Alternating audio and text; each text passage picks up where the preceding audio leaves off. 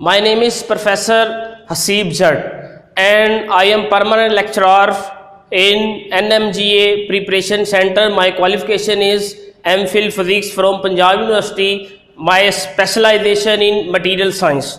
Today our topic is class 10th unit number 14, topic number 14.10, and the topic name is electrical energy and Joule's law with its application in our daily life. James Prescott Joule, जो कि एक English physicist थे और mathematician भी।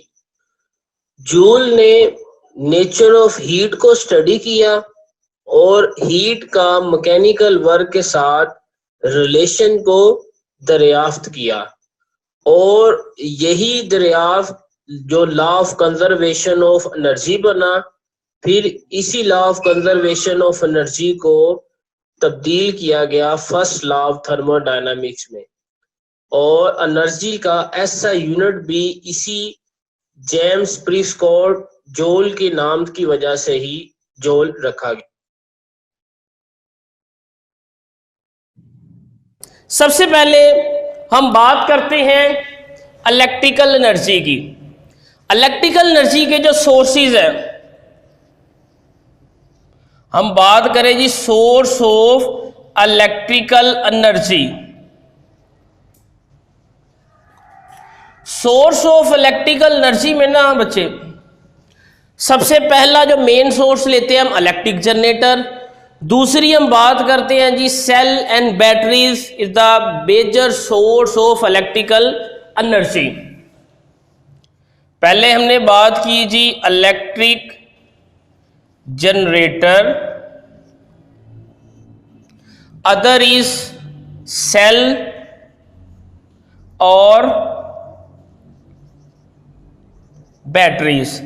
Generator से अगर हम इसे ना हाइड्रो इलेक्ट्रिक पावर स्टेशन की बात करें, हाइड्रो इलेक्ट्रिक पावर स्टेशन में क्या होता है, turbine runs a generator to produce electrical energy. Turbine जो है वो जनरेटर को चलाती हैं और जनरेटर से आगे इलेक्ट्रिसिटी प्रोड्यूस की जाती है। Electricity, electric energy, electric current as it is.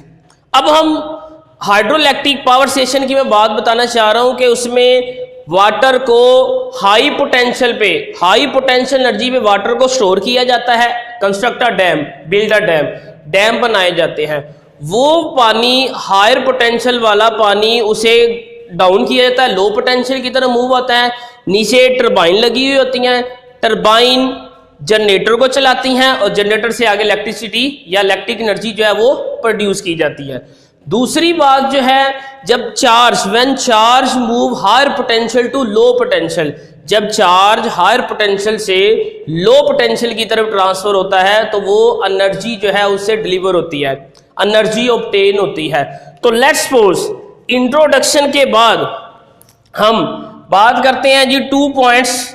ये तो जनरल से हमने इंट्रोडक्शन ले लिया, अब हम इसकी एक्सप्लेनेशन की तरफ आते हैं। एक्सप्लेनेशन ऑफ इलेक्ट्रिक एनर्जी, उसके बाद हम जॉल्स लॉ पे भी, मतलब उसकी स्टेटमेंट या जॉल्स लॉ को भी इसके साथ डिफाइन करेंगे। फिर उसके डेली एप्लीकेशन क्या है इलेक्ट्रिकल एनर्जी की और जॉल्स लॉ की, वो हम डिस्कस करते हैं। यहां बात कर रहे हैं, लेट्स सपोज 2 पॉइंट्स लें, 2 points A and B. A is a higher potential, B is a low potential. When a charge Q move higher potential to low potential, जब एक चार्ज हायर पोटेंशियल से लो पोटेंशियल की तरफ transfer होता है तो उससे हमें इलेक्ट्रिसिटी, इलेक्ट्रिक एनर्जी जो है वो ऑब्टेन होती है। तो वो इलेक्ट्रिकल एनर्जी यहाँ कहते हैं कि unit pose charge move from higher potential to low potential to obtain electric energy या simple energy W is equal to V Q। W energy, V potential और Q जो है यहाँ पे चार्ज को शो कर रहा है। अब जब हमने चार्ज की बात की ना, तो फिर यहाँ पे rate of flow of charges जो कि करंट की डेफिनेशन है, I is equal to Q over T, जिसे हम कहते हैं जी rate of flow of charges. Rate of flow of charges, electric current, यहां से Q की वैल्यू निकाले तो Q is equal to I T. अब put the value of Q in equation A, Q की वैल्यू इक्वेशन ए में put करें सो W is equal to V I T. अब ये जो है ना बच्चे, ये एनर्जी है, energy supplied bye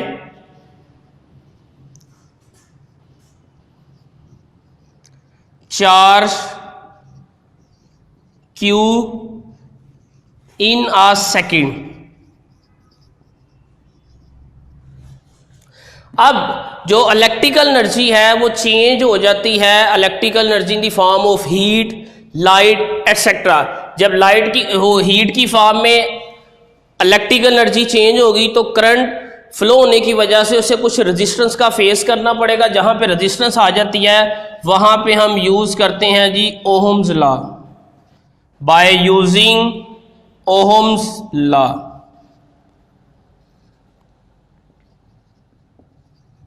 Ohm's law is equal to V is equal to I R, this value put करें W is equal to I R into I T. So ये फार्मूला बन जाता है जी आई स्केयर आर टी। ये electric energy जो convert होगी heat energy में, वो फार्मूला बन जाता है जी W is equal to I square R. अब हमने फार्मूला पढ़ा जी V is equal to I R. यहां से अगर मैं I की वैल्यू निकालूं तो I is equal to V over R। वो V इधर पुट करें हम तो ये वैल्यू आपके पास बन जाती है जी V square R square into R T. ये R स्केयर इससे cancel out, V square R into T. ये आपके पास W heat energy supplied by charge in unit time T second. अब this equation is known as Joule's law. This equation is known as Joule's law. यहां पे अब joules law की statement आती है जी। ये तो लास्ट में आया था जी जाउल्स लॉ की equation, W is equal to V square over R into T, यानी कि W is equal to I square R T. ये इक्वेशन बनती है जी जाउल्स लॉ की। जाउल्स लॉ की स्टेटमेंट क्या है? The amount of heat generated in a resistance due to flow of charges this is equal to product of square of current I, resistance R and time T।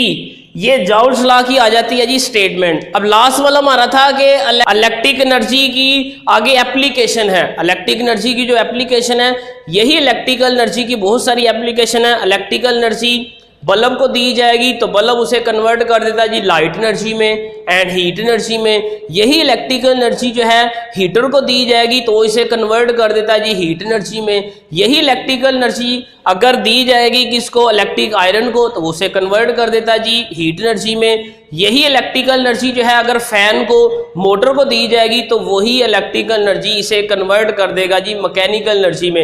इस तरह energy, electrical energy को बहुत सारी different forms of energy में convert किया जा सकता है। तो ये इलेक्ट्रिकल एनर्जी के आप कह सकते हैं कि एप्लीकेशन है और साथ जाउल्स लॉ की भी यही एप्लीकेशन है।